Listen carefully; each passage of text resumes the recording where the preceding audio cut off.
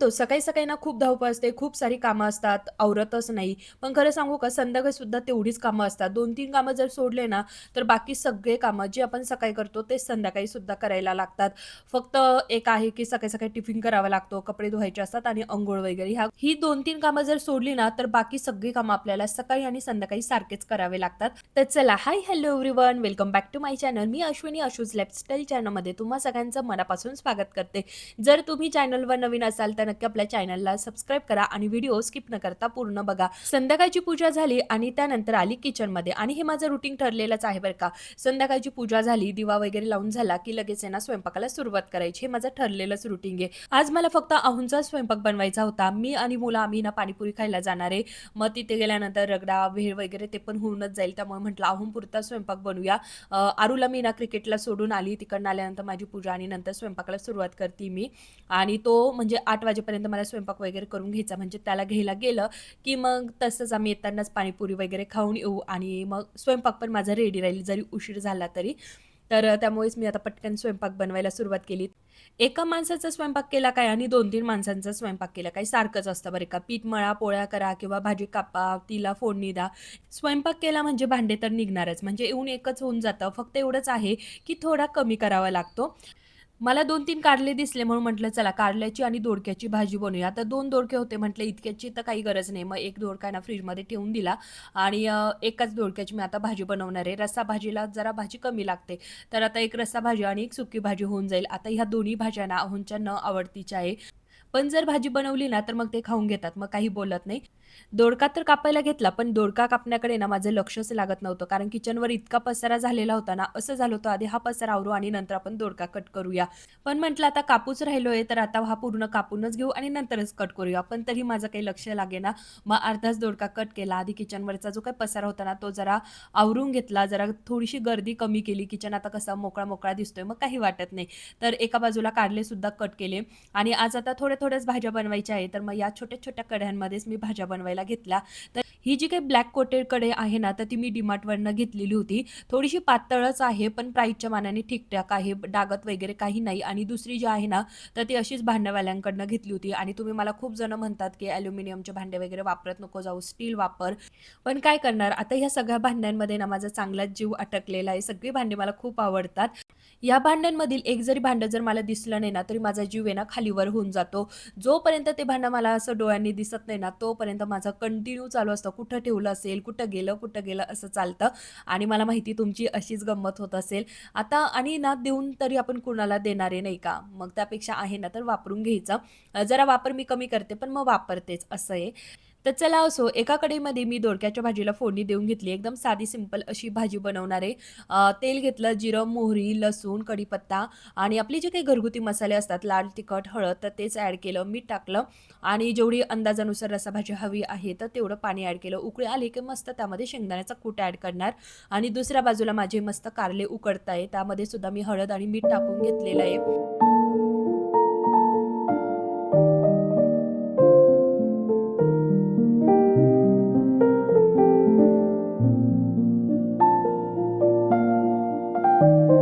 भाजी शिजेपर्यंत म्हटलं चला किचनवरचा पसारा पण आवरून घेऊया. जे काही साली वगैरे होते ते डस्टबिनमध्ये टाकून घेतलं आणि थोडेफार भांडे होते लावायचे पण ते पण लावून घेऊया म्हटलं. थोडेच आहे ते लगेच लावूनच घेऊया, कामात काम होऊन जातं. आज मी दुपारी ना साखर आणि चहा पावडरची जी काही काचेची बरणी आहे ना, तर ती घासून घेतलेली होती. थोडी म्हणजे चांगली चिकट झालेले होते आणि जे काही झाकण होते ना, त्यावर पण असा चिकट, तेलकटपणा आलेला होता. आता येणारच आहे कारण आहे ना, ज्या बरण्या आहे ना, त्या मी नेमकी गॅसच्या वरतीच ठेवलेल्या आणि तिथे जी का काच आहे ना, तर ती पण लावून घेतलेली. त्यामुळे सगळी वाफ आहे ना, त्याच्यावर चालली जाते. साखरेच्या बरणीमधली ना साखर सगळी संपलेली होती आणि ते निमित्तच झालं. म्हटलं चला आता हे संपलेलं आहे ना, तर आपण आहे ना दोन्ही बरण्या घासून घेऊया आणि आज मी ना थोडासा चेंज पण करणार आहे. काय तो तुम्हाला मी पुढे सांगतेच, त्यामुळे व्हिडिओ कंटिन्यू पुढे बघा. छोटी जी काही पाटी होती ना भांड्यांची, तर त्यातले सगळे भांडे मी लावून घेतले आणि मोठ्या पाटीमध्ये थोडेच भांडे आहेत, तर हे पण मी आता लावून घेते. आज मी हा जो काही शेंगदाण्याच्या कूटचा डबा आहे ना, तो पण घासून घेतला होता. त्याचबरोबर बिस्किटचा पण डबा रिकामाच झालेला होता, त्याला पण घासून घेतलं. म्हणजे आज छोटे-मोठे जे काही कामं होते ना, ते माझे पूर्ण झाले. कारण आज आहे ना खूप सारे भांडे नव्हते घासायला. नाहीतर कंटिन्यू माझी ही पाटी पूर्ण भरलेलीच असते भांडे घासते तेव्हा. तर सकाळी मी काय केलं होतं, जे काही चहाचे वगैरे भांडे होते सकाळीच घासले आणि सुकल्यानंतर लगेच लावून दिले. आणि आता ऊन पण खूप पडतं, त्यामुळे भांडेसुद्धा आहे ना पटकन सुकले जातात, त्यामुळे ते लगेच लावले जातात. आणि जे काही दुपारचे होते ते पण लगेच घासून घेतले. संध्याकाळचे टिफिन वगैरे होते ते पण लगेच घासून घेतलं होतं. त्यामुळे मग आज आहे ना भांडे जरा कमी नव्हते, पण जेव्हाचे तेव्हा घासल्यामुळे ना जास्त अशी पाटी वगैरे भरलेली नव्हती. ही मॅट सुद्धा मी आज आहे ना धुवून टाकलेली होती. छान असं ब्रशनेच घासून घेतली होती, कारण त्यावर सुद्धा तेलकटपणा आलेला होता. आणि ही मॅट जी आहे ना, तर ट्रॉली ज्या आहे, तर ट्रॉलीमध्ये मी ह्या कलरच्या मॅट टाकलेल्या आहे आणि त्यातला थोडासा तुकडा उरलेला होता, म्हणून मग तो इथे लावला. म्हणजे इथे ठेवून घेत असते मी तो.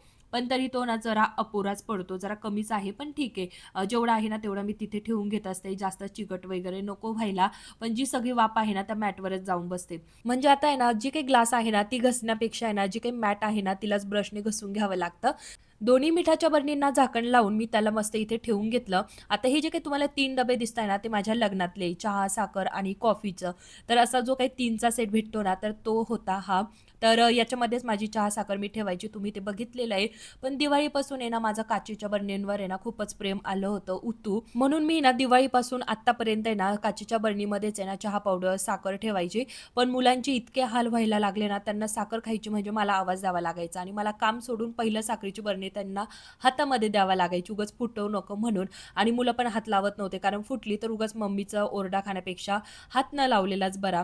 आणि मग आता 2-3 दिवसापासून मुलांचं चालू झालं, की आधीचे जे काही डबे होते ना साखरेचे, तर तू तेच बाहेर काढ, त्याच्यामध्येच ठेव, म्हणजे आम्ही तुला कंटिन्यू आवाज वगैरे देणार नाही. आमच्या हाताने आम्ही घेऊन खाऊन घेऊ.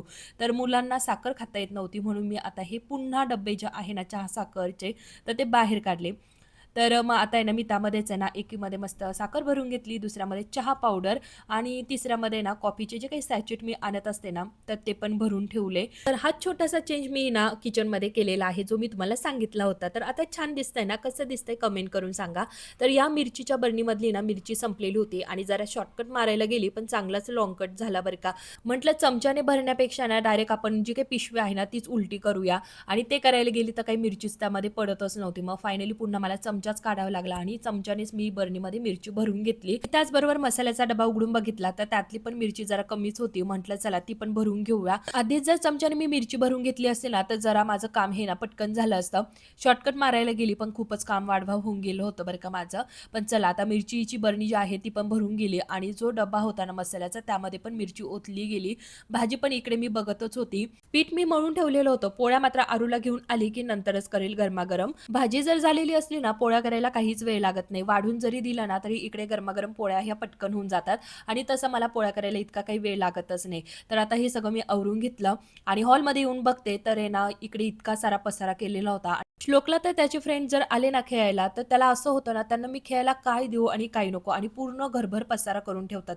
आता हे काठ जे आहे ना, ते पूर्ण ह्या गालिच्यावर पसरलेलं होतंय आणि जेव्हा मी त्यांना आता म्हटलं ना आवरून घ्या, तर तेव्हा त्यांनी ते सगळे भरून ठेवले. गॅलरीमध्ये सुद्धा पसारा होता आणि इतकं हळू-हळू आवरत होते ना, म्हटलं जाऊ दे यांच्या मागे लागण्यापेक्षा ना आपणच हे पटपट आवरून घेऊया. कारण मला आरूला आणण्यासाठी ना थोडा उशीर पण होत होता. 5 मिनिटं जरा उशीरच झालेला आहे. म्हणून मी गॅलरीतला पहिला पसारा आवरून घेतला. त्यानंतर हॉलमध्ये पण त्यांना जरा मदत करू लागली. तुमची पण मुलं असे पोकेमॉन कार्ड्स खेळतात का? आणि त्याचाही पसारा इतका सारा होतो का? नक्की मला कमेंट करून सांगा. किचनमध्ये जेव्हा मी स्वयंपाक करायला गेली होते ना, त्याआधी मी सगळ्या रूम्स आहे ना, ह्या आवरून घेतलेल्या होत्या. हॉलसुद्धा पूर्ण क्लीन करून ठेवलेला होता आणि त्यानंतर मी गेले होते आणि तिकडनं आल्यानंतर तुम्ही बघितलं इतका सारा पसारा होता आणि असंच असतं मुलांचं. जर आपण किचनमध्ये काम करत असलं ना, तर ते हॉलमध्ये पसारा घालतील आणि हॉलमध्ये जर असलं ना, तर बेडरूममध्ये जाऊन पसारा घालतात. आमचं तरी असंच आहे. तुमचं कसं आहे? आता सगळा हॉल आवरला आणि आलो होतो आरूला घ्यायला. आरूला घेतला आणि डायरेक्ट पाणीपुरीवाल्याकडे आलो. हा भेरुनाथ किती दिवसांचा नव्हता ना, तेव्हापासून आम्ही खरंच पाणीपुरीच खाल्लेली नव्हती आणि सध्या आम्हाला आहे ना खोकला आहे, सर्दीसुद्धा आहे, तरीसुद्धा आम्ही पाणीपुरी खायला गेलेलो होतो.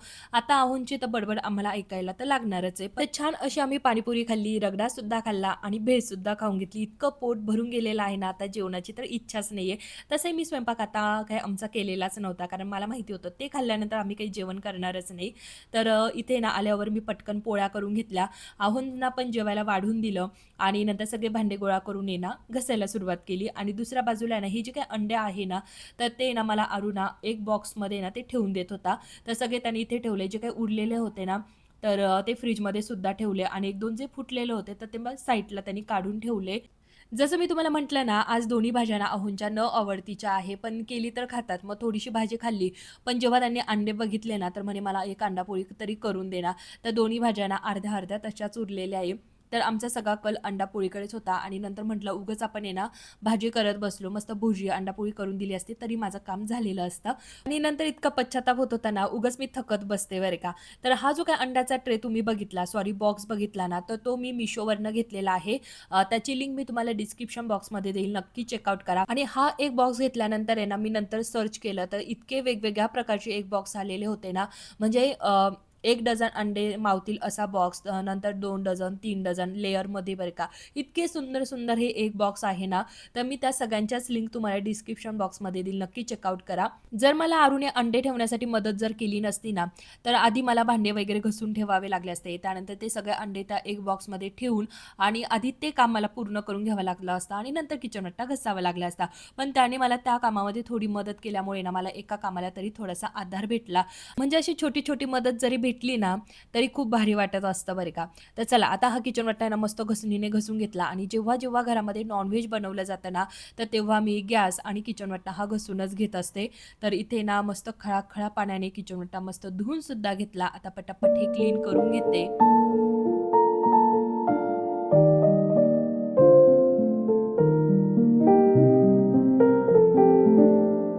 हे जे काही वाइब्स आहे ना, हे मला प्रचंड म्हणजे खूपच आवडतात. तुम्ही माझ्या प्रत्येक व्हिडिओमध्ये बघता, इतकी झटपट क्लीनिंग होते ना, की काय सांगू. तुम्ही सुद्धा वापरायला लागलेत की नाही नक्की कमेंट करून सांगा. अजूनही वापरायला सुरुवात केली नसेल, तर नक्की वापरून बघा. खूप छान अनुभव तुम्हाला भेटेल.